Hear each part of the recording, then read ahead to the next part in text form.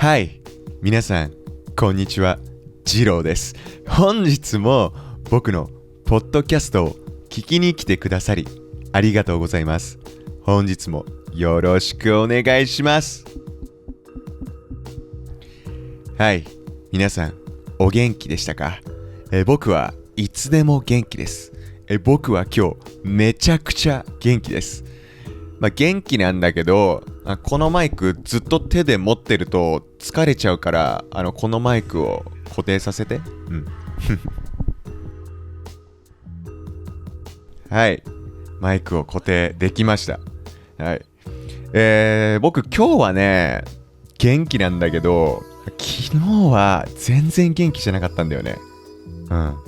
なんでかわかる？昨日僕がなぜ元気じゃなかったか。理由は簡単で、昨日はね、雨が降ってたんだよ。雨が降ってたし、しかもね、結露っていう現象が起こってた。結露っていう単語、みんな知らないでしょ。難しい日本語だもんね。結露っていうのはね、部屋の中が暖かくて、部屋の外が寒いと、窓が曇るじゃん。窓に水滴がつくじゃん。あの現象をね、結露って呼びます。僕のポッドキャストを聞いている人にはね、覚えてほしい単語だよね、結露は。はい、皆さん、今日結露っていう単語を覚えたから、これからの生活でどんどん使っていってね。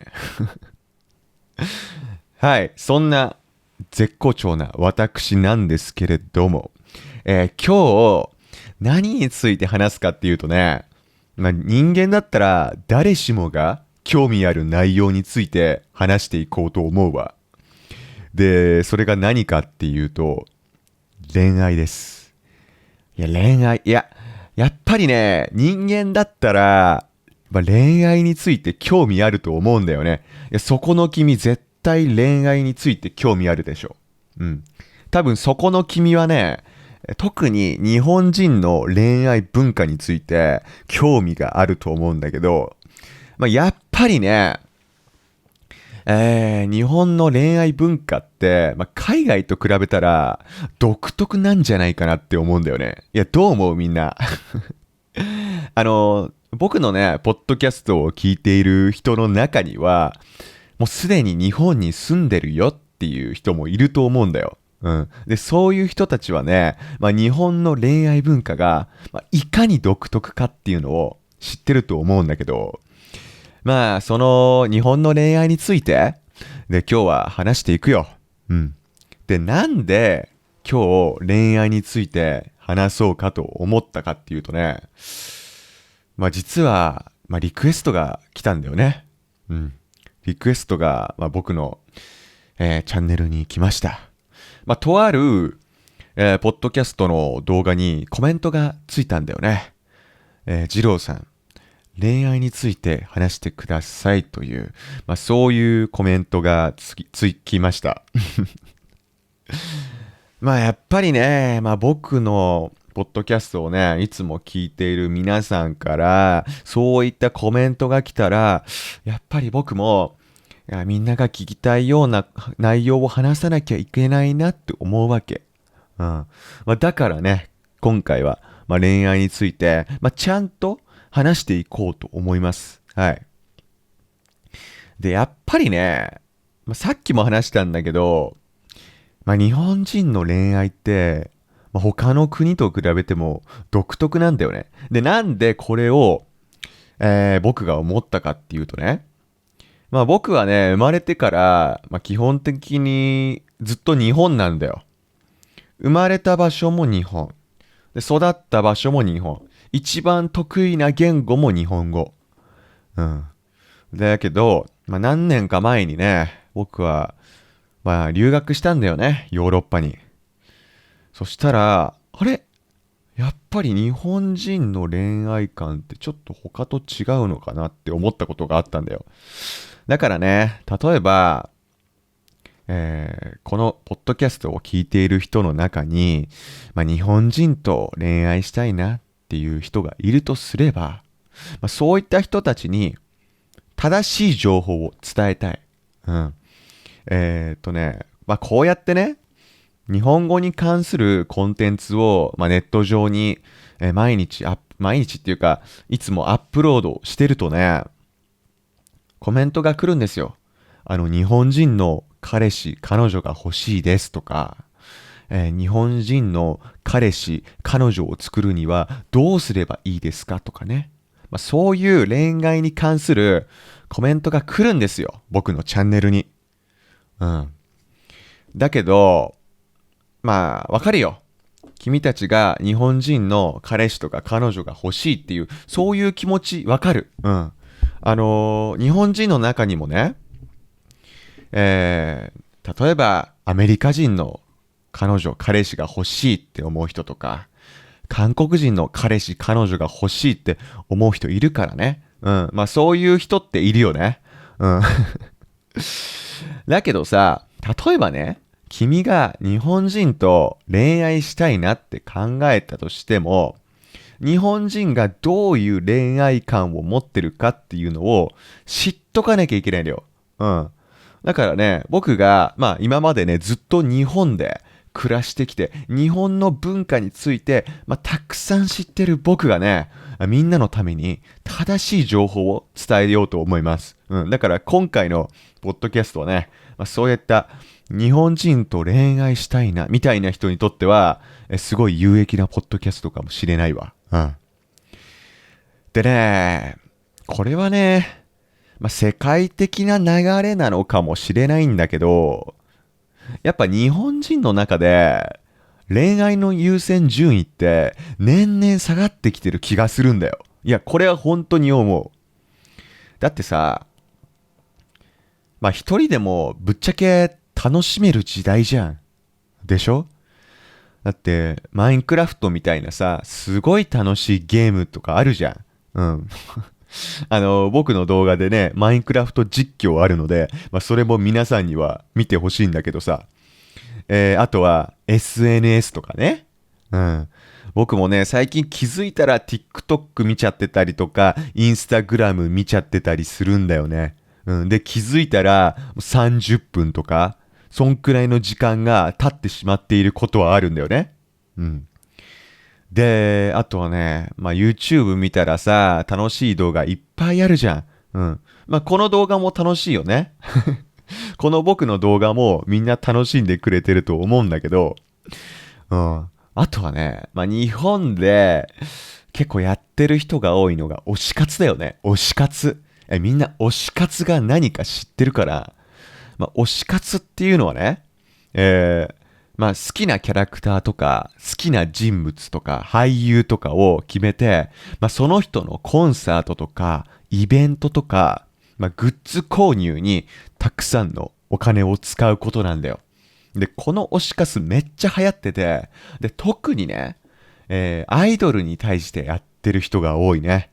で、やっぱりね、異性のアイドルを好きになる日本人って、本当に多いんだよね。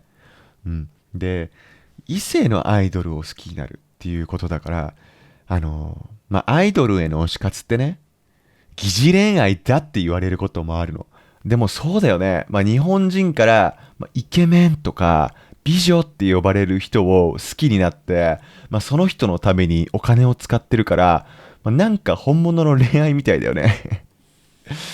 だからね、彼氏とか、彼女を作らなくても、アイドルを推し活できてれば、それで十分幸せだっていう人もいるわけよ。うん。で、その結果ね、やっぱり結婚しなくても幸せだなっていう、そういう価値観がね、実際に広がっちゃってるっていう、そういう問題はね、あると思うんだよね。でさ、日本にはね、教科書を読むだけでは知ることができない、たくさんの独特な文化があって、恋愛はね、その一例にしか過ぎないんだよね。日本人と、直接話すことで、日本の言葉と文化を一緒に学ぶことができるんだよ。で、実は僕ね、自分が本当にいいなって思ったサービスしか紹介しないんだけど、直接日本人から日本語を学びたいあなたには、italki の個人レッスンがおすすめ。日本の言葉と文化を学びたいそこのあなたに、italki の何がいいのかを紹介するね。italki はネイティブスピーカーの講師との1対1の個人レッスンを提供するオンラインの語学学習プラットフォーム。実際の生活で使えるリアルな会話を通して、日本語および150以上の言語を学ぶことができるんだよ。自分のレベルや目的、興味に合った講師を簡単に見つけることができて、しかも自分の母語を話せる講師を選ぶこともできる。講師陣のサポートも手厚いから、全くの初心者でも初日から安心して話し始められる環境を作ってくれるんだよ。そして何といってもitalkiの最大の魅力の一つがスケジュールや価格の柔軟さ。支払いはレッスンごとで OK だから、予算やスケジュールに合わせて受講できる。実際のレッスンはこんな感じ。I heard that there are 3,000 kanjis. It's really difficult to be motivated. Yeah, I don't know how it's Oh, the part of kanjis. a lot of different kanjis having that Oh yeah. They have a same part. and different, bushu is related to like different meat. A lot of things are like connected. 2026年がついに始まったということで、今年の目標が新しい言語を学ぶこととか、日本語を上達させることなら、迷わず下の説明欄のリンクからitalkiで語学学習を今すぐスタートしてみて、プロモコードのジロー1を使うと、なんと初回レッスンで10ドル購入すると5ドル分のクレジットを無料でゲットできるよ。ただ割引は先着50名様限定だから、売り切れちゃったらごめんね。はい、ということで本題に戻ると、日本人はね、恋愛しない人が増えてきてるんじゃないかなって思うわけよ。さっき言ったみたいに、アイドルへの推し活でしょ、面白いゲームでしょ、SNS でしょ、わざわざパートナーを作らなくても、パートナーがいなくても、一人で十分に楽しめる時代になってきちゃってるんだよね。ただ、それでいいのかって思うんだけど、実際にね、日本ではね、その、影響が数値として出てるんだよね。日本では少子高齢化、そして未婚化がね、進んでますよ。ちょっと難しい言葉かもしれないんだけど、少子高齢化っていうのは、生まれる子供の数が、減ってですね、人口全体における、高齢者の数の割合が増えるっていうことなんだよね。もう本当にね、日本に来てみればわかるけど、やっぱりおじいちゃんおばあちゃんの数多いよね。いや、おじいちゃんおばあちゃんの数マジで多いわ。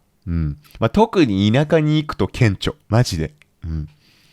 で、独身の人が多いなとは思わないんだけど、やっぱりね、結婚しないっていう選択肢を取る人は増えてるらしいんだよね。で、なんとね、これ衝撃的なデータなんだけど、1970年代にはね、1年に生まれる、子供の数が日本で200万人の時もあったんだよ。だから1年に200万人だよね。で、1人当たり、80年生きるとするとね、単純計算で人口が1億6000万人とかになるはずなんだけど、去年だよね。2024年の出生数。何人くらいだと思うみんな。日本の2024年に生まれた子供の数。いや、この数を知ってたら相当日本に詳しいと思うよ。多分一般的な日本人よりも日本について知ってることになると思う。じゃあ正解発表しますよ。2024年に、生まれた子供の数は約68万人でした。やばくない？だって1970年代にね、200万人を超えてたことがあったんだよ。それが今は68万人。だから約3分の1に減ってるってことでしょ。それだけね、子供が生まれなくなったんだけど、結婚しない人が増えたっていうことがだけが問題っていうわけじゃないんだよ。結婚したとしても別に子供は必要ないよねって考える人が多いんだよね。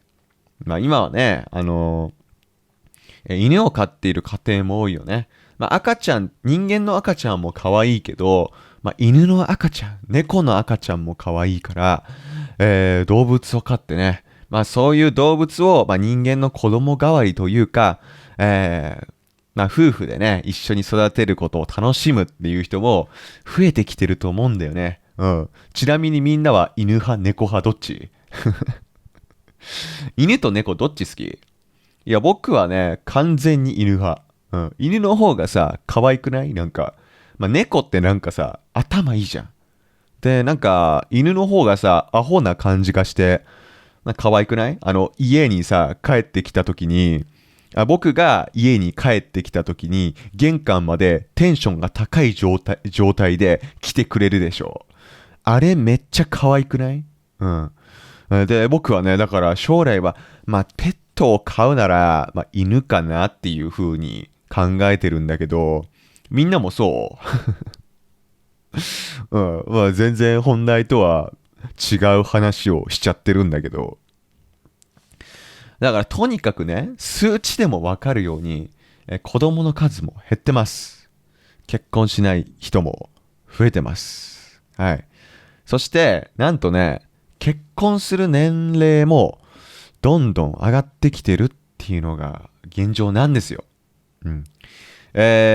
僕の祖父母だよね。僕のおじいちゃんおばあちゃんが結婚した頃って、20代前半で結婚するのが結構普通だったのかなって思うんだよね。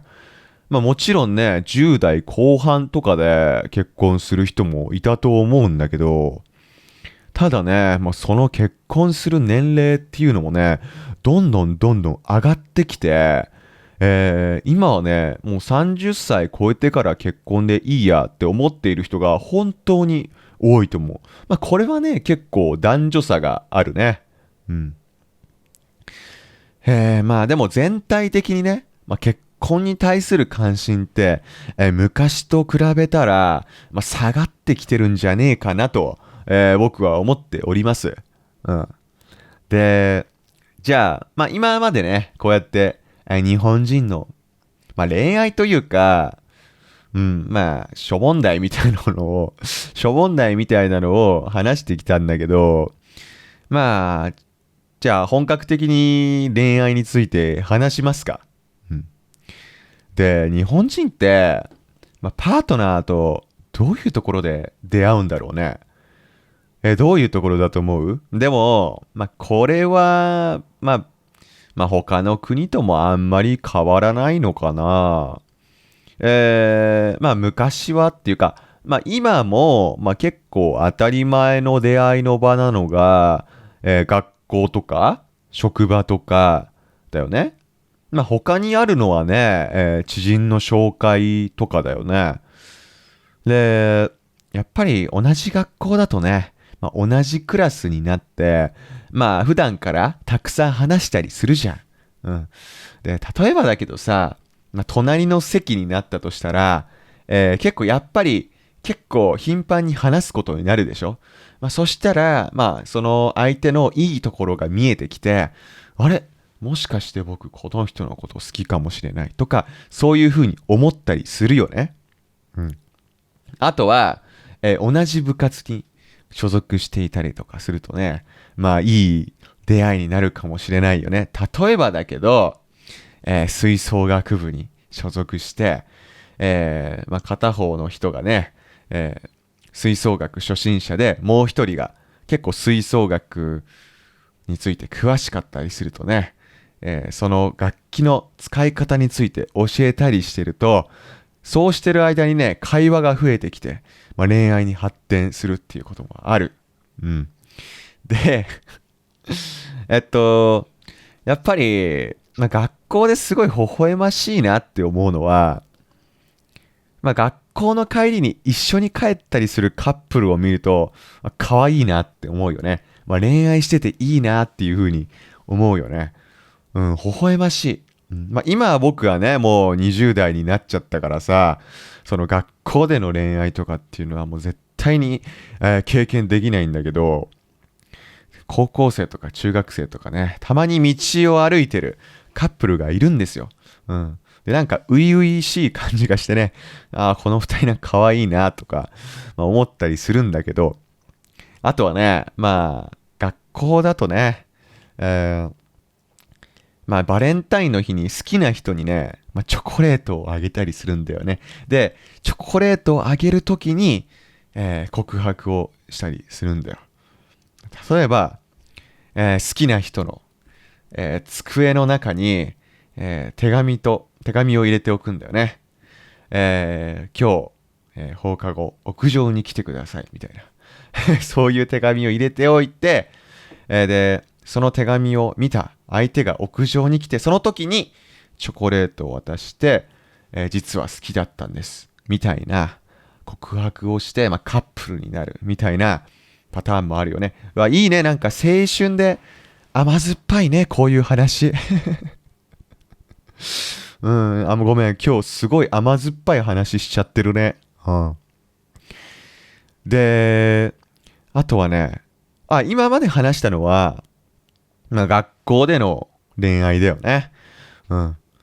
ちょっと待って。他にもなんか、いろいろ出てくるな。いろいろ思い出しちゃうわ。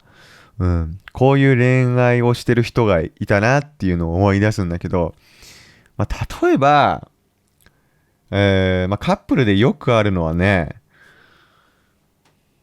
試験前とかね。うん。大事な時期ですよ。テストはね、日本の中学生と、高校生はテストで、ちゃんとね、高得点を取らなきゃいけないですから。テストを受けるためにはね、勉強しなきゃいけないんだよね。で、勉強をするときに、放課後一緒に勉強しないとかね。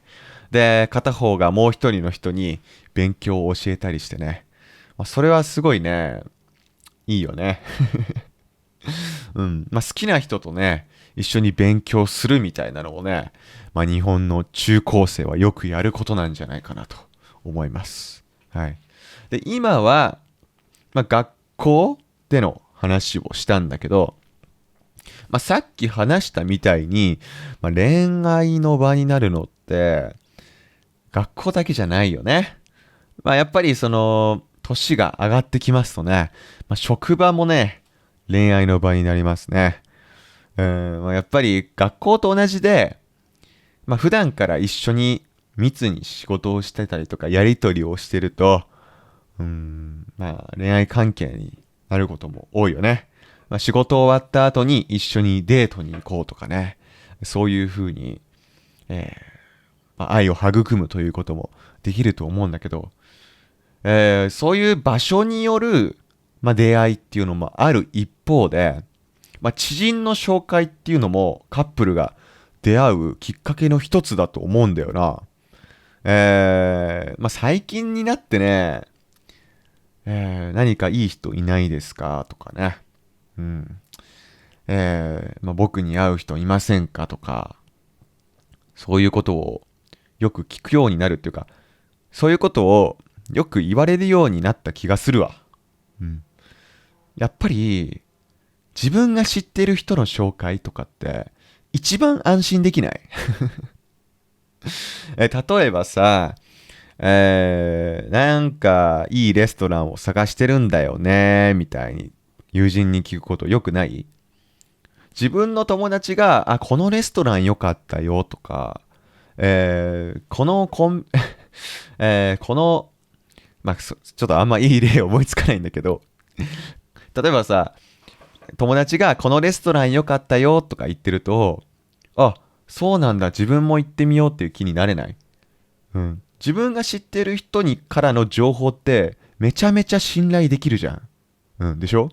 だから、そうやってね、まあ自分の友達に、いや、誰かいない人いいですかとか聞いたりするパターン多いんだよね。うん。で、僕もね、やっぱり、最近はそういうことよく言われるような気がする。うん。だから、まあ、知人の紹介っていうのもね、まあ、特に社会人になったら多いかな。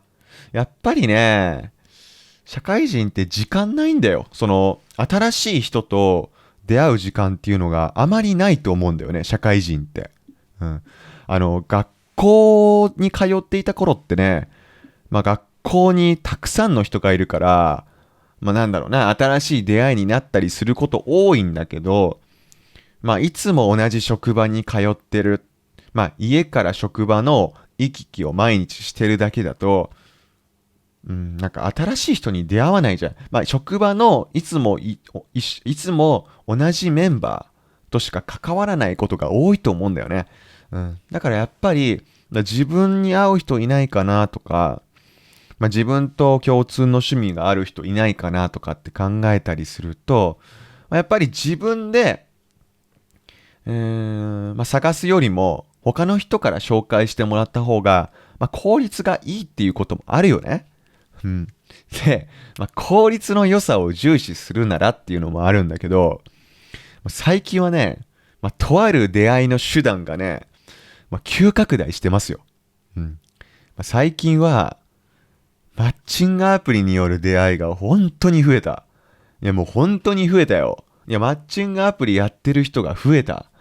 で、まあ、衝撃的なデータもあるんだけど、なんと3人に1人がマッチングアプリ経由で結婚っていう、そういう衝撃的なデータもあるんだよ、日本には。3人に1人だよ。3人に1人ってすごくない？そう。3人に1人っていうデータがあって、で、もともとはね、マッチングアプリって出会い系サイトって呼ばれてたんだよね。で、まあ正直に言うと、あまりイメージが良くなかった、出会い系サイトって。ただ、まあ僕はね、マッチングアプリを日本人のみんなが使い始めてきたのは、とある、きっかけがあると思っていて、まあそれがね、コロナウイルスの流行なんだよね。で、コロナウイルスが流行した時ってさ、なんかあんまり外出できなかったでしょ。まあ、その頃だよね、日本で、リモートワークとかが流行り始めたのって。コロナウイルスがあったから、まあ、今でもね、リモートワークを採用している、会社ってすごい多いなって思うんだけど、まあ、日本ではね、まあ、コロナウイルスが流行った時に、まあ、緊急事態宣言っていうそういう状態にもなって、まあ、できるだけ家の外から出ないでくださいっていう風になったんだよね。となると、出会いもできないわけよ。うん。まあなんか、街に繰り出してさ、新しい人と出会うみたいな、そういうことができなくなったわけ。でそこでね、一気に、拡大したのがマッチングアプリですよ。うん。で、マッチングアプリって、やっぱり効率的だなと思うんだよ。さっき話したみたいにさ、自分と同じ趣味とかを持ってる人ってどこにいるんだろうって思うことあるじゃん。そういう時にね、マッチングアプリを使えば気軽に、あ、自分と同じ趣味の人だ、みたいな感じで、自分に合いそうな人を見つけられるんだよね。うん。まあ僕はね、マッチングアプリ普通に効率的だなって思う。うん。そうだよね。社会人になって、普段自宅と職場の往復しかしないってなると、出会う機会ってね、全然ないもんね。まあ、ただね、まあ、これ、結構個人的に思ってることなんだけどさ、マッチングアプリって、まあ、いろんな種類あるよね。もう本当にすごいたくさんの種類があるんだけど、なんか、こうやってスワイプするマッチングアプリあるでしょ。まあ、ああいうのとか見てるとね、なんか効率的に出会える分、なんか一回一回の出会いの価値がなんか小さそうだなみたいな風に思ってしまうんだよ。それはあると思うんだよね。で、やっぱりね、なんだろう。SNS と同じでさ、あとは SNS とか、あとは Amazon とかでさ、ショッピングするときも同じだよね。あ、これよりもいい商品あるかもしれないなとか、そういう風に思ったらさ、なかなか自分が思う一人を決めれないっていうのがあると思うんだよ。だからね、マッチングアプリも、使い方によってはね、すごい便利だと思うんだけど、なんかその分、その弊害もあるような気がするんだよな。どうなんだろう。で、日本ではね、これはもう、あまりなくなった価値観なのかもしれないんだけど、昔からね、3K というものが重視されてきました。はい、ちょっと水飲ませて。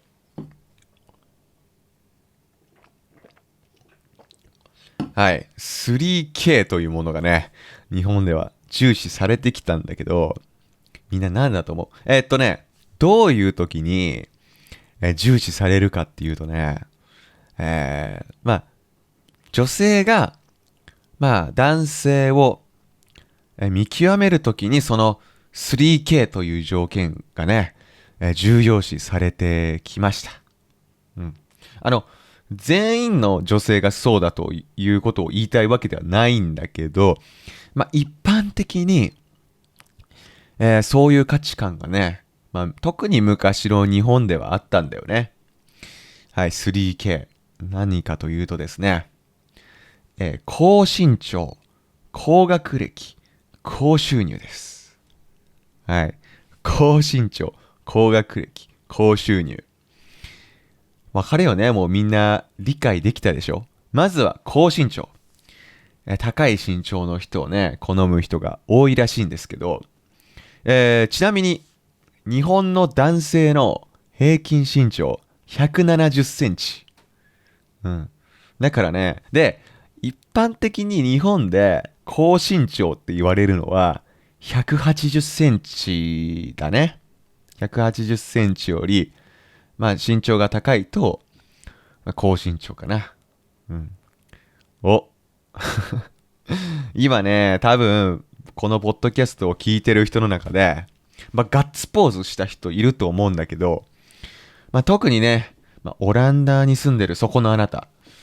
オランダはね、平均身長が180センチ超えてますから、オランダに住んでる君、オランダ人の君だね。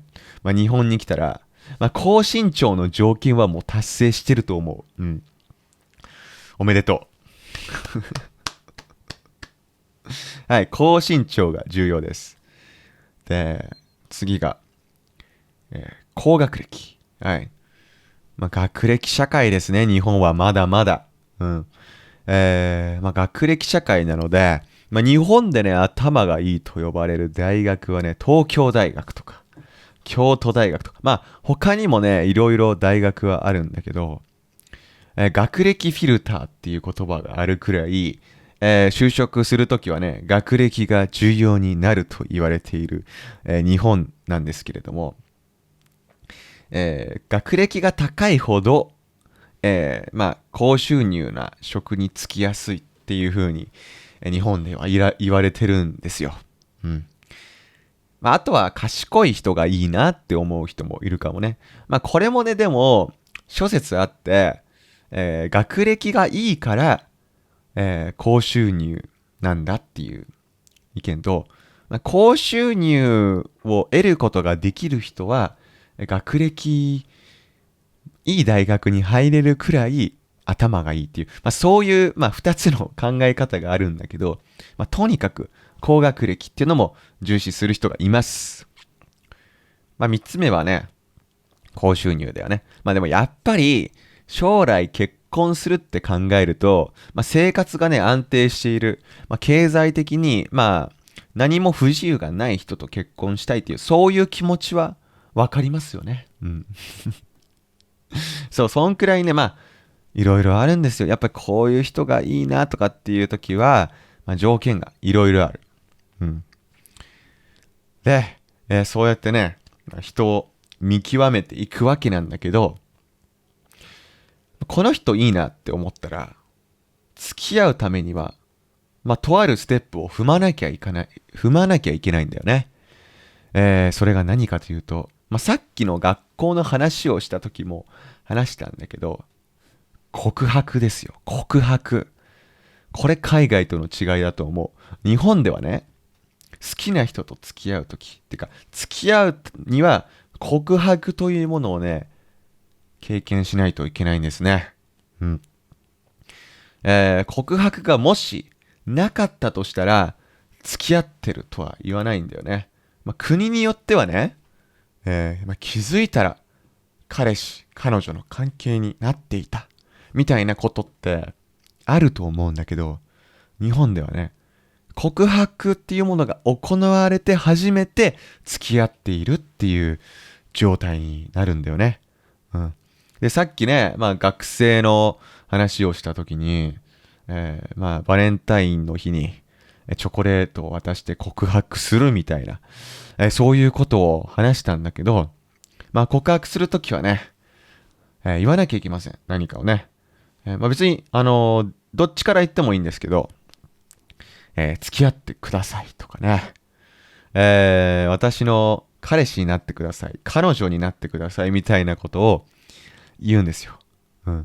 それがないとね、付き合ってるんだっけとかっていう、そういう、微妙な感じになっちゃうし、告白をしないとね、例えば、自分が付き合ってるって思っていても、相手が付き合ってるって思ってない時が出てくるかもしれないから、日本人と付き合うってなるとね、ちゃんと告白っていう、そういうステップを踏んだ方がいいんじゃないかなと思っております。で、付き合うためにはね、告白というそういうステップを踏むという話を今したんだけど、その前にもステップありますよ。特に社会人ですかね。3回目のデートで告白しなかったら、3回目のデートで告白されなかったら脈なしっていう、そういう感覚もあるよね。例えば、マッチングアプリとか、友達の紹介で、一緒に食事を行くことになったとするじゃん。で、食事をね、何回かして、夜ご飯でもいいし、ランチでもいいんだけどさ、3回目で告白されなかった時に、もう自分は恋愛対象として見られてないんだ、みたいに思う人も多いんだよね。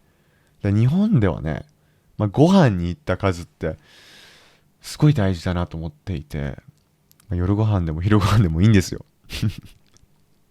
あとは映画に行くとかね、水族館に行くとか、1回目2回目で1回目2回目のデートで、この人ってどういう人なんだろうとかね、この人って自分との性格に合うかなとか、そういうのを見極めるんですよね。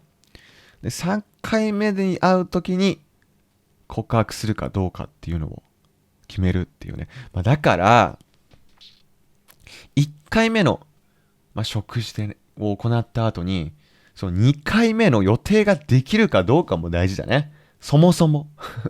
で、2回目の、デートがあった後に、3回目のデートの予定ができるかっていうのも大事だよね。だから、日本ではね、ご飯に行った回数っていうのが、すごい大事なんだよ。ご飯じゃなくてもいいけど、デートだったらいいんだけどさ、で、そういうデートに行った時ですよ。日本ではまだまだね、いや、どうだろうね。もうそんなことやってない人もいるのかな、わかんないんだけど、デート代は男性がおごる文化っていうのが、ありますね、まだ。僕の周りでは、男性がおごるっていうのがまだ主流になってるかな。これもね、日本では様々な意見があるんだよね。男性がなんでおごらなきゃいけないんですかみたいに思う人もいるんですよ。まあそれに対する反論もあるんだけどね。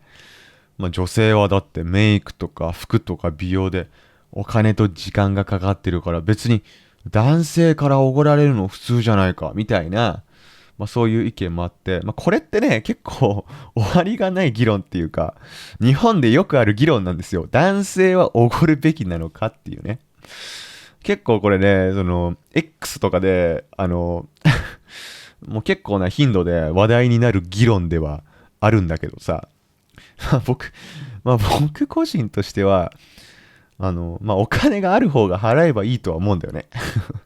うん、今、もう昔はね、もう日本はもう男性社会だったから、基本的に男性の方が収入が多いっていう、そういう時代も続いたんですけど、今はもうね、もう男性より稼いでる女性の方いっぱいいますからね。うん。だからまあ、だからシンプルに、まあ、稼いでる方が、まあ、払えばいいんじゃないかなとか思うし、もうなんならね、半分半分でもいいよね。割り勘してもいいかなっていうふうには思うんだけど、まあ、そういう男性が怒る文化が根強いですよ。で、今こうやってね、まあ、男性が女性に対しておごるとか、そういうこと話したんだけど、じゃあ同性カップルはどうなんだって気になったでしょ。そこの君。同性カップルの君。基本的にね、まあ東京では、まあ、同性のカップルと、まあ恋愛カップルだよね。それに対して比較的、まあ寛容な空気がありますね。で、まあ同性カップルが過ごしやすい社会なのかというと、まあ日常生活ではね、まあ全然大きな問題になることはないです。うん。全く、東京だとない。まあただ、まあ同性婚とかね、そういう面で考えると、まあ、法律的にはね、まだ仕組みが全然整ってない。うん。だから、なんだろうな、日常生活では同性カップルは受け入れられてるんだけど、仕組みとしてまだ日本はね、全然、同性カップル、同性婚に対しては厳しい環境かもしれない。で、東京はね、まあ、もういろんな国の人がいるし、まあいろんな人がいるからさ、そういうのに寛容なんだけど、まあ田舎に行けば行くほど、なんだろうな、まあ同性カップルっていうのが珍しいものとして扱われる、まあそういう傾向はあるよね。うん。じゃあね、まあ3回デート行きました。で、3回デートに行って3回目で告白されました。で、晴れてカップルになりましたってなった後の話をすると、連絡頻度とか距離感はカップルの間でどうなんですかって気になると思うんだけど、まあ、これはね、人によるね。うん。まあ、即レスが当たり前のカップルっていうのもいればね、まあ、数日は連絡しないよっていうカップルもいる。これはね、カップルによる。うん。まあ、人によるんだけど、これってでも、日本だと人にもよるけど、国によって全然違うと思うわ、これ。僕もね、留学中に仲良くなった、まあ、韓国人の人がいたんだけど、その人はね、もう常に、もう自分のパートナーと連絡取ってんだよ。本当にずっと連絡取ってるのよ。うん。で、だからね、そんなにずっと連絡してなきゃいけないのかなって僕は見てて思ってたんだけど、まあ、韓国はね、基本的にそうだと思う。どう多分、ね、この、ポッドキャスト見てる人の中に、韓国人の人もいるから、ちょっと聞いてみたいんだけど、韓国人ってさ、その、カップルだと、もうすごい頻繁に連絡取ってない？うん。で、あと、そうだ、別にカップルに限らずさ、その親友同士とかでもすごい頻繁に連絡取り合ってない？韓国人って。いや、僕の中でね、韓国人ってそういうイメージなんだよね。うん。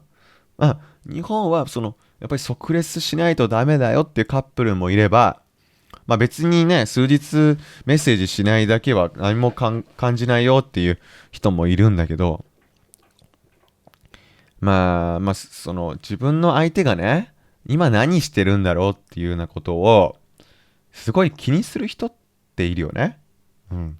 で、最近はさ、位置情報共有アプリで、そのお互いの位置情報を共有してるカップルいるでしょ。うん。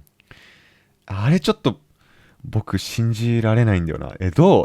みんなも使ってる位置情報共有アプリ。どういや、僕はね、いや、自分の位置情報をなんか常に相手に共有したいとかはね、思わないんだよね。だってなんかさ、なんだろうな、不必要な心配事が増えるだけだと思うんだよ。うん。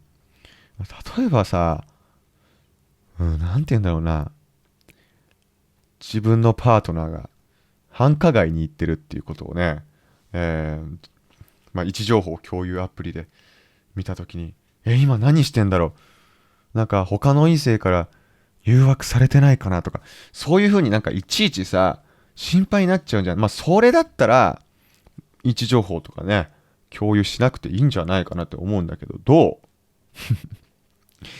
ういや、いたんだよな。僕の直接の友達じゃないんだけど、まあ、間接的な僕の友達で、位置情報を共有してたかゆえに、別れちゃったっていう、そういう人もいるから、どう思うみんな。これはね、なんか、インターネットの弊害だと僕は思ってるんだけど、どうかな。うん。で、まあ、他に、日本人のカップルのね、まあ、海外と比べて独特なところは、あまり公共の場でスキンシップをしない。うん。あの、日本ではね、まあ、電車とか街中とか、公共の場所ってあると思うんだけど、まあ、キスとかハグをしている人ってあまりいない。たまにいるんだけど、日本人はね、やっぱり、まあ、本音と建前を持っている人々なんですよ。うん。まあ、自分の本音もありつつ、建前もあるっていう。だから、社会に出た時の、その人の、まあ、顔がね、本当の自分の顔じゃないっていう時がある。うん。だからね、外で、まあ、公共の場所にいる時は、たとえカップルであっても、まあ、そういうスキンシップをしない人がね、多いんだよね。まあ、もちろんね、なんかお家で、家でデートとかしてる時はまた別だと思うんだけど、まあ、人がいる時はね、周りに人がいる時は、あまりスキンシップをしないというね。まあ、そもそも、日本人ね、ハグする文化ないからね。まあ、欧米の文化とはちょっと違いますから。まあ、日本人がね、初めて海外に行って、人と会って、まあ、そうだよね、アメリカとか、ヨーロッパとか、そういう西洋の文化圏だと、普通の挨拶でハグすることあるでしょう。うん。あれがね、日本人にとっては、まあ、ちょっと非日常的な感覚なんですよ。で、僕も、初めてね、海外に行ったのはニュージーランドだったかな。で、ニュージーランドで、人に会うたびにね、こうやってハグとかしたんだけど、ちょっとぎこちなかったよね、正直。で、日本人にとって、ハグってね、なんか好きな人、そう、恋人同士でやるようなことなんだよね。まあもちろん、例えばサッカーをプレイしていて、自分がシュートを決めて、嬉しいっていう時に、まあ、チームメイトと一緒にそう抱き合ったりとかはするよ。だけど、異性で抱き合うっていうことはしないんだよ。その恋愛関係でもないのに、異性同士で抱き合うっていうことがね、日本ではない。だからそもそも、ハグの文化もないし、公共の場でのスキンシップっていうのも日本人はないんですよ。うん。で、日本人はあとね、記念日をとても大切にするね。うん。いろいろあるよ。もう記念日の種類もいろいろある。付き合った日。100日記念日とかでしょ。1年記念日。あとはお互いの誕生日。あとはクリスマス。うん。まあ日本人、の中に、まあ、キリスト教徒の方の数って、まあ、そこまで多いわけじゃないんだけど、クリスマスはね、そう、なんか恋人同士で時間を過ごす、まあ、日だよね。うん。まあ、クリスマスなんかはね、なんか、まあ、どこのホテルも料金が高くなるしね、レストランも予約でいっぱいなんですよ。うん。もうみんな、まあ、もちろん恋人だけと過ごすわけじゃなくて、まあ家族と過ごしたりとかね、する人もいると思うんだけど、日本人はそういうの大好きだから、イベントごとね。ハロウィンの季節になったらハロウィングッズがたくさん売れるし、まあ、コスプレとかも売れるし、たくさんね、ハロウィンの時期は。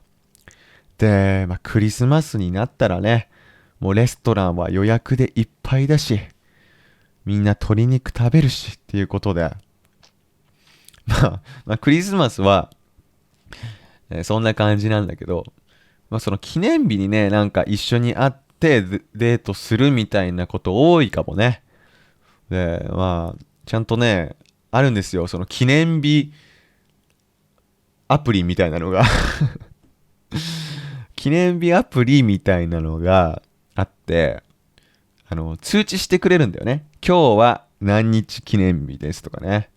うん、だからそういうアプリを活用して、まあ、カップルの、まあ、記念日を、まあ、管理している人もいますね。うん。まあ、記念日はね、その SNS にその様子をアップしてる人も多いよね。うん。なんかホテルで、えーホテルで、なんか風船とかで飾って、すごい豪華な記念日を過ごしてますみたいな感じで SNS に投稿して、いや、本当に幸せなそうな投稿多いよ。うん。そういうの、まあそういうのもあってね、やっぱり日本人と一緒に過ごしてるとね、まあ記念日すごい大切にするんだなっていうことは分かってくる。うん。で、まあそういうカップルっていう時期から、まあ夫婦になるパターン結構多いと思うんだけど、まあ結婚するためには、まあ本当にその人が自分の、まあ、結婚する相手としてふさわしいのかっていうのを、まあ、見極める必要あるじゃん。でしょ？で、まあ日本では、まあ結婚前に、まあ、3年くらい同棲するよねみたいな考え方あります。これも3年さっきもさ、3回目のデートで告白するみたいな、そういう話したでしょ？うん。まあ、それと同じで、これも数字の3。結婚前に3年くらい、まあ、同棲してから結婚だよねっていう、まあ、価値観は少なからずある。うん。でもそうだよね。まあ、実際住んでからしかわからないことってあるじゃん。まあ、よくあるのは、思ってたよりこの人掃除しないなとかこの人の生活思ってたよりだらしないなとか、まあ、そういう風に、まあ、感じてしまう人もいるらしいんだよね。で、まあ、僕の知り合いもね、その同棲を始めるまでに、まあ、結構長いこと付き合ってた人がいたんだよね。多分、まあ2年とか3年とか付き合ったと思うんだけど、同棲し始めたら思ってたのと違ってすぐに別れてしまった人もいるんだよね。だから同棲って大事なんだね。でもなんかさ、今はね、なんかいろんな価値観があって、結婚しても一緒に住まないっていう人もいるんだよね。その同じマンションなんだけど別の場所に部屋を借りてるっていう人もいる。いやだからもう今の時代さ、もう価値観が多様すぎて、まあ、僕もついていくのがちょっと大変なんだけどうん。まあ人それぞれだけど、まあ一般的には、まあ、結婚前に3年くらい同棲した方がいいんじゃないかなっていう、まあ、そういう価値観はあります。はい。で、まあ別にね、最近は結婚しないっていう選択肢を取ってる人多いっていう話さっきしたからさ、別に結婚って国民の義務じゃないからね。別に結婚しなくてもいいんですよ。ただ、今ここにね、自分がいるということは、自分、の両親がいるはずだよね。結婚してないかもしれないし、もう離婚しちゃったかもしれないんだけど、結婚して夫婦になって自分という子供が生まれるっていうパターン結構多いと思うんだけど、だから、自分の親って結婚してるんですよ。だから、親にとっては、結婚するのが当たり前だよねみたいな価値観なわけじゃん。で、ここで日本でね、年末年始に、とある問題が起きるんですね。それがね、どういう問題かっていうと、実家帰りたくない問題っていう問題ですね。これなんだと思うみんな。日本人はね、いや年末年始実家帰りたくないなーって思う人いるんだよ。それがどういう人かっていうと、年末年始って、中華圏だったら旧正月とかが一番重要な日かもしれないんだけど、日本人が一年で一番長く休む、時期って年末年始だから、12月の、後半から1月の前半、その時期はね、実家に帰って過ごす人って結構多いんだけど、そこで、結婚について言及してくる親がいるらしいんだよね。あんたもうちょっと、もうすぐ結婚しなさいとかね。あなたいい人そろそろ見つけなさいとかね。それがプレッシャーだっていう風に感じる人多いんだよ。だから実家に帰りたくないって思ってる人がいるらしくて。確かに、そうだよね。なんか、おせっかいではあるよね。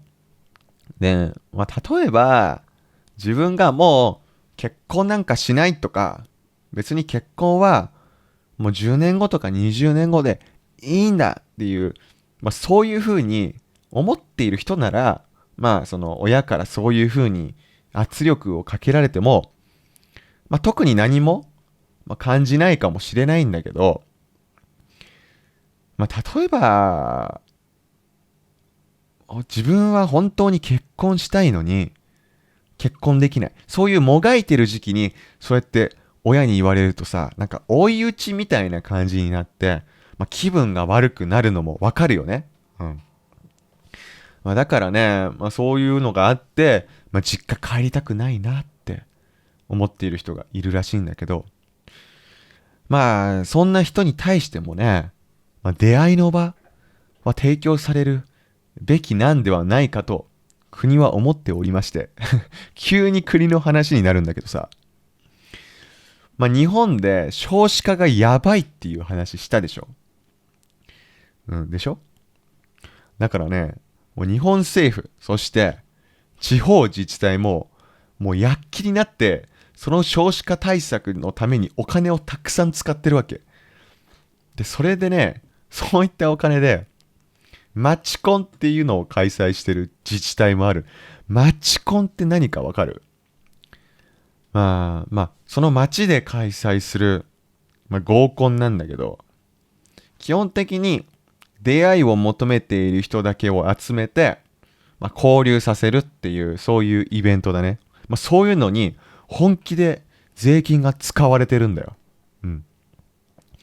で、なんとね、最近は東京都、世界でも有数の大都市東京を持っている東京都が、マッチングアプリを開発したんだよね。